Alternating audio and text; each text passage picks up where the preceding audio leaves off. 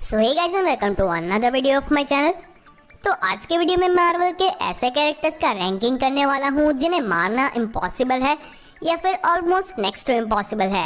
आज के वीडियो में हम थॉर की ड्यूरेबिलिटी और इमॉर्टैलिटी को देखेंगे, साथ ही साथ डेडपूल के हीलिंग फैक्टर को कंसिडर करेंगे और हाँ, ग्रूट के रेजरेक्शन को भी यहाँ पे इवेल्युएट किया जाएगा। और इन सारी चीज़ों को ध्यान में रखते हुए मैंने ये लिस्ट बनाई है। इस लिस्ट में हम देखेंगे कि ऐसे कौन से कैरेक्टर्स हैं जो कि बिल्कुल ही अनकिलेबल है। और हाँ, यहाँ पे मैंने विलन्स को नहीं लिया है क्योंकि अगर मैं विलन्स को लूंगा तो ये लिस्ट काफ़ी लंबी हो जाएगी। So now without wasting any more time, चलिए वीडियो को शुरू करते हैं। नंबर 10, लोकी। तो लोकी इस लिस्ट का एक ऐसा कैरेक्टर है जो कि यहाँ पे अपनी पावर्स की वजह से कम और अपने स्टोरी आर्क की वजह से ज़्यादा है।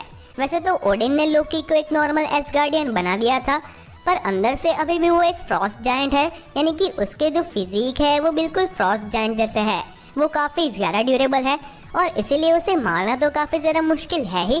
पर इसके ऊपर लोकी मास्टर ऑफ इल्यूजन है और उसकी यही आर्ट उसे बार बार मौत को छू के ठग से वापस आने में हेल्प करती है। और लोकी की इसी बात को खुद लोकी ने काफ़ी ज़्यादा ब्यूटीफुली एक्सप्लेन किया है।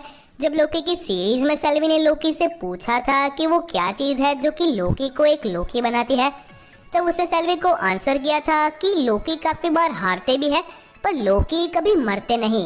एंड लोकी ने अपनी सिनेमैटिक हिस्ट्री में इस चीज़ को प्रूव किया है। जब थॉर की फर्स्ट मूवी में वो बाइफ्रॉस्ट से कूद गया था पर फिर भी वो जिंदा था। थॉर की सेकंड मूवी में कर्स के हाथों उसकी डेथ हुई पर फिर भी वो जिंदा था। और अब थैनोस के हाथों में लोकी की डेथ दिखाई गई, पर फिर भी अल्टरनेट टाइमलाइन का लोकी अभी भी एमसीयू में है। और हाँ, कॉमिक्स में तो लोकी ने हेला को कन्विंस करके बुक ऑफ हेल्थ से अपना नाम हटवा लिया था, यानी कि लोकी बिल्कुल ही इमॉर्टल है और वो लाइफ के साइकिल से कभी भी बाहर नहीं निकलेगा। अगर कोई लोकी को मार भी देता है तो उसका रिकार्नेशन यानी कि पुनर्जन्म हो जाएगा, और इसीलिए लोकी का इस लिस्ट में आना तो बनता है। Number 9, captain Marvel.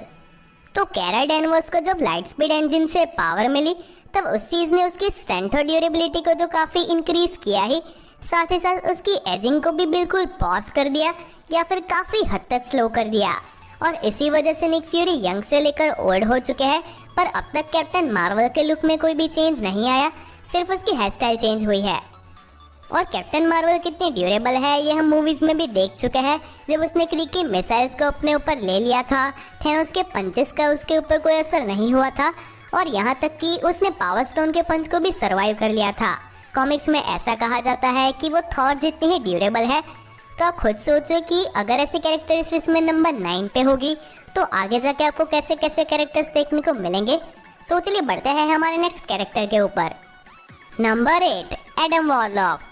तो वैसे तो इस लिस्ट में मैंने ऐसे ही कैरेक्टर्स को लिया है जो कि कभी ना कभी हमें बिग स्क्रीन पे दिखे हो, फिर चाहे वो फॉक्स का यूनिवर्स हो या फिर मार्वल का सिनेमैटिक यूनिवर्स। पर यहाँ पे मैंने एडम वॉरलॉक को इस लिस्ट में इसीलिए लिया है क्योंकि वो हमें गार्डियंस ऑफ गैलेक्सी के एंड क्रेडिट सीन में दिखाया गया था, जहाँ पे एडम वॉरलॉक को बनाया जा रहा था। तो वो मार्वल के सिनेमैटिक यूनिवर्स में एग्जिस्ट करता है, फिर भले ही वो हमें मूवीज़ वगैरह में ना दिखा हो, और इसीलिए मैंने इस कैरेक्टर को इस लिस्ट में लिया है।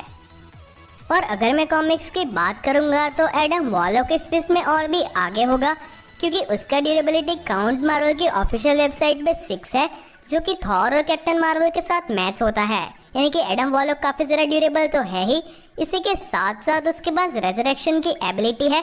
अगर कोई एडम वॉरलॉक को मार भी देता है तो जैसा ककून हमें गार्डियंस ऑफ द गैलेक्सी की मूवी में दिखा था, ठीक वैसा ही ककून एडम वॉरलॉक यूनिवर्स के किसी और एंड पे फॉर्म करता है और अपनी नई बॉडी को उसके अंदर बना के अपनी कॉन्शियसनेस को वहाँ पे ट्रांसफ़र कर देता है। यानी कि एडम वॉरलॉक कभी भी नहीं मर सकता। Number 7, vision. तो वैसे तो मार्वल के यूनिवर्स में विजन को काफ़ी ज़्यादा अंडररेटेड दिखाया गया है, जहाँ पे कॉर्वस ग्लेव आके भी विजन को मार चुका है।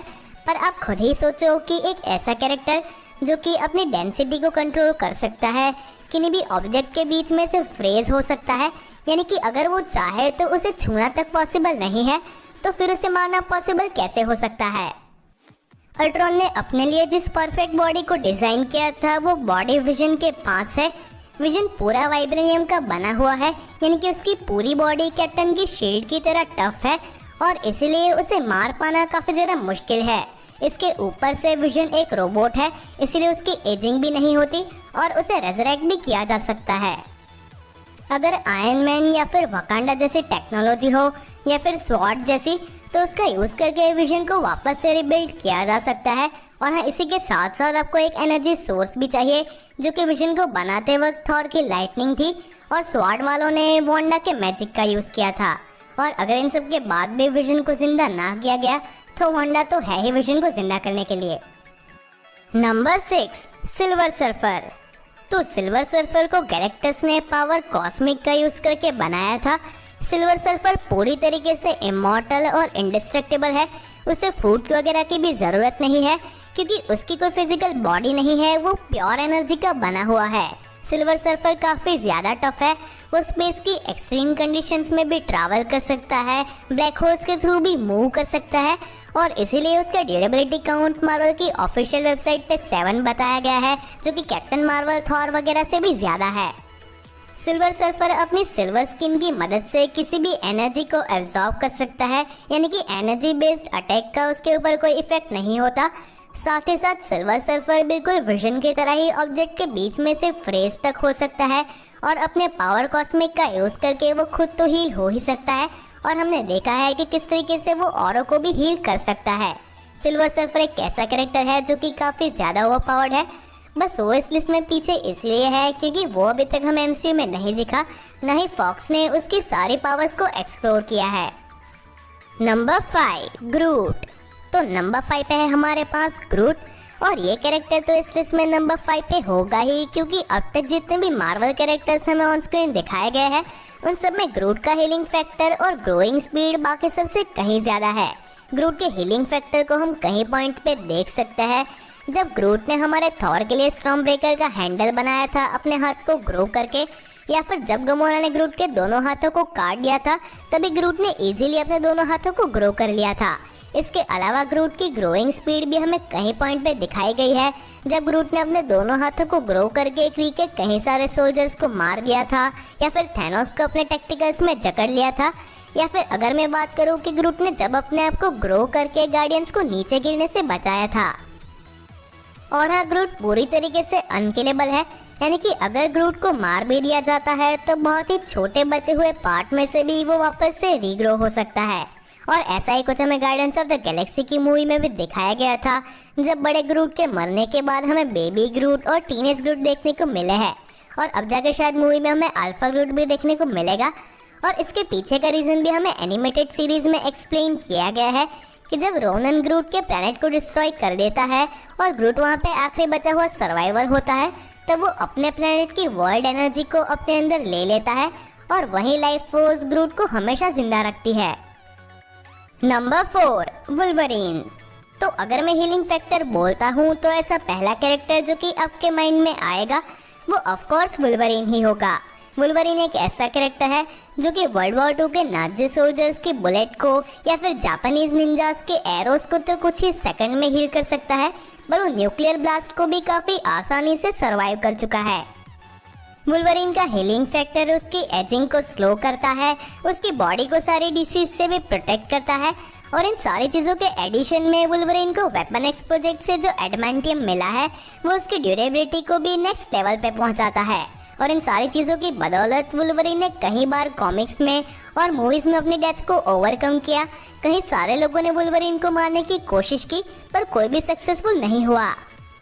और हाँ, वुल्वरीन के इस लिस्ट में पीछे होने का भी एक ही रीज़न है कि जिस तरीके से सुपरमैन की वीकनेस क्रिप्टोनाइट है, ठीक उसी तरह वुल्वरीन की वीकनेस भी वो चीज़ है जो कि वुल्वरीन को पावर देती है, यानी कि एडमेंटियम।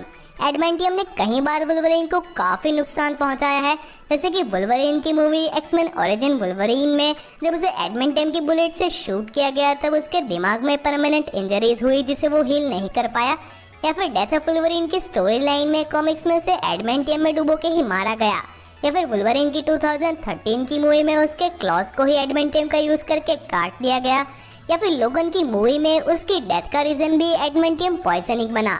तो इसी वजह से वुल्वरीन इस लिस्ट में पीछे है। Number 3, Thor. तो नंबर 3 पे है हमारे पास थॉर, और इस कैरेक्टर को नंबर 3 पे देखने के बाद लोगों के दो टाइप के रिएक्शन तो आने ही वाला है। कुछ लोग ऐसे होंगे एमसीयू के फैंस जो कि काफ़ी ज़्यादा हेट देने लगेंगे थॉर को नंबर 3 पे रखने के लिए, और कुछ लोग वंडर करेंगे कि वुल्वरीन से आगे थॉर कैसे हो सकता है। तो मैं इन दोनों चीज़ों को काफ़ी प्रॉपरली एक्सप्लेन करूँगा, जस्ट वेट। तो थॉर मार्वल की कॉमिक्स और मूवीज दोनों का one of the most durable character है, जहाँ पे कॉमिक्स में उसने वॉर ऑफ फिल्म की स्टोरी लाइन में स्टार के अंदर अपने आप को सर्वाइव किया था, तो मार्वल के सिनेमैटिक यूनिवर्स में उसने न्यूट्रॉन स्टार की एनर्जी को अपने ऊपर ले लिया था, जिसका टेम्परेचर कहीं करोड़ डिग्री सेल्सियस हो सकता है। इसी के साथ साथ कॉमिक्स में उसने इन्फिनिट बुक को उठाया था, तो मूवीज में उसने इन्फिनिटी स्टोन यानी कि पावर स्टोन की टॉर्च को अपने ऊपर ले लिया था, जिसके सिर्फ टच से प्लैनेट्स डिस्ट्रॉय हो जाते हैं। मूवीज में उसने हल्के पंचेस को अपने फेस के ऊपर लिया था, जिसका एक ही पंच चित्तौरी के लेविथाल तक को नॉकआउट कर सकता है। और हाँ, इसके अलावा एक और चीज जिसके बारे में आप में से काफी सारे लोग नहीं जानते होंगे कि थॉर के पास भी अपना हीलिंग फैक्टर है और थॉर के हैमर्स थॉर को हील कर सकते हैं।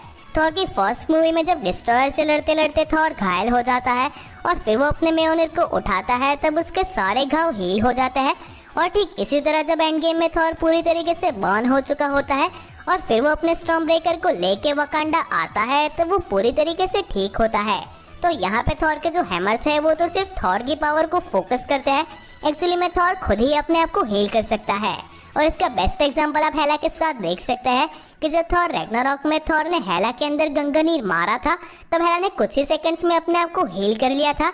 और अगर फ्यूचर में थॉर अपनी सारी पावर को फोकस कर पाएगा तो वो भी ये चीज़ कर सकता है। तो थॉर इस लिस्ट में पीछे इसीलिए है क्योंकि थॉर ने अभी तक अपने हीलिंग फैक्टर को और अपनी थॉर फोर्स को पूरी तरीके से एक्सप्लोर नहीं किया है।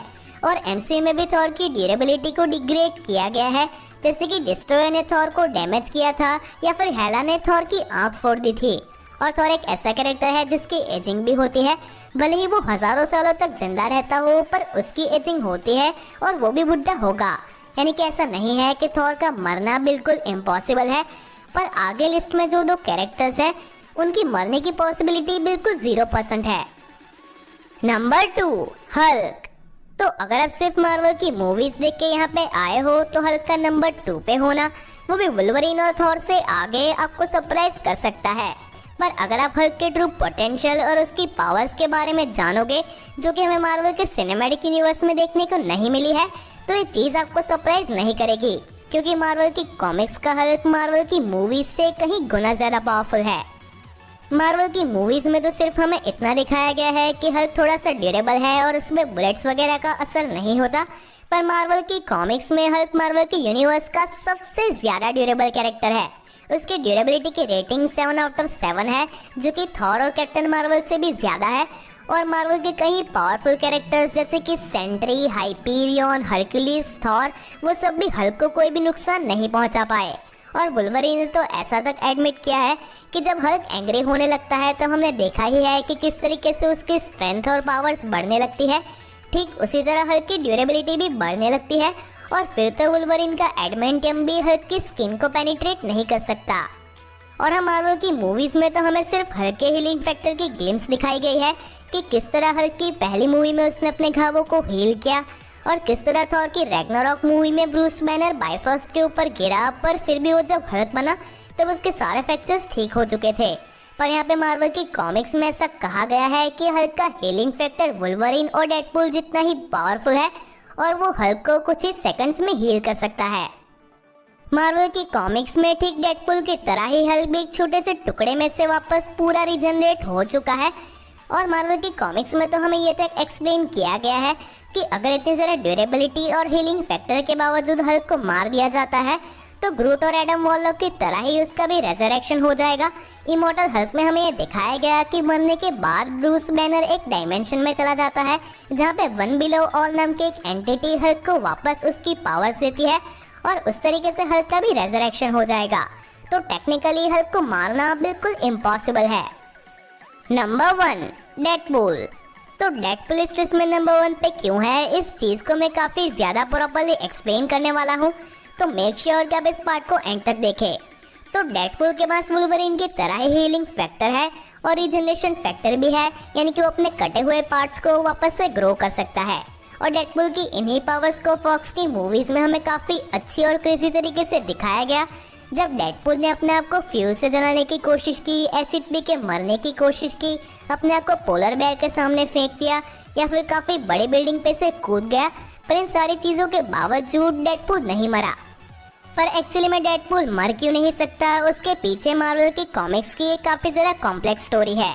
तो डेडपूल, लेडी डेथ और थैनोस के बीच में एक लव ट्रायंगल होता है, जहाँ पे लेडी डेथ एक एंटिटी है और यहाँ पे थैनोस को लेडी डेथ चाहिए और उसे ही इम्प्रेस करने के लिए वो स्नैप भी करता है, पर लेडी डेथ को डेडपूल पसंद होता है। और इसी चीज को प्रिवेंट करने के लिए थैनोस डेडपूल को एक एंशिएंट आर्टिफैक्ट के थ्रू कर्स देता है कि वो कभी भी मर नहीं सकता और उसे कभी भी लेडी डेथ नहीं मिलेगी। और इसी वजह से डेडपूल पूरी तरीके से इमॉर्टल है, उसे मारना पॉसिबल ही नहीं। एंड इसी चीज को हमें फॉक्स की मूवी में भी सिंबॉलिकली दिखाया गया है, जहाँ पे डेडपूल एक पानी में तैरते हुए अपनी डेथ को पाने की कोशिश करता है, पर उसे अपनी डेथ नहीं मिलती। और इसी वजह से डेडपूल को चाहे कितनी भी गोलियां क्यों लग जाए या फिर जगरनॉट उसे बीच में से फाड़ ही क्यों ना दे, डेडपूल कभी भी नहीं मर सकता। और मार्वल की कॉमिक्स में तो अपने खून की एक बूंद से वापस पूरा रिजनरेट हो चुका है, तो इसीलिए डेडपूल इस लिस्ट में नंबर 1 पे है। तो ये लिस्ट इतनी ही थी। यहाँ पे मैंने मार्वल के कुछ कैरेक्टर्स जैसे कि ओडिन और फोनिक्स को नहीं लिया है, क्योंकि उनके फीट्स के बारे में हम प्रॉपर्ली डिस्कस नहीं कर सकते। एंड मैं इस चीज़ को अगेन रिपीट कर दूँ कि मैंने यहाँ पे विलन्स को भी नहीं लिया है। बाकी कुछ कैरेक्टर्स जैसे कि हेला, थैनोस या फिर डोरमामू इस लिस्ट में आ सकते थे। और हाँ, अगर आपको ये वीडियो पसंद आया हो तो मैं आपको मेरी टॉप 10 मार्वल की प्लेलिस्ट रेकमेंड करूँगा। So that is it for today guys. अगर आपको आज का वीडियो अच्छा लगा हो तो इसे लाइक कीजिए, शेयर कीजिए और अगर यहाँ पे नए हो तो इस चैनल को सब्सक्राइब कीजिए। तो चलिए मिलते हैं हमारे अगले वीडियो में।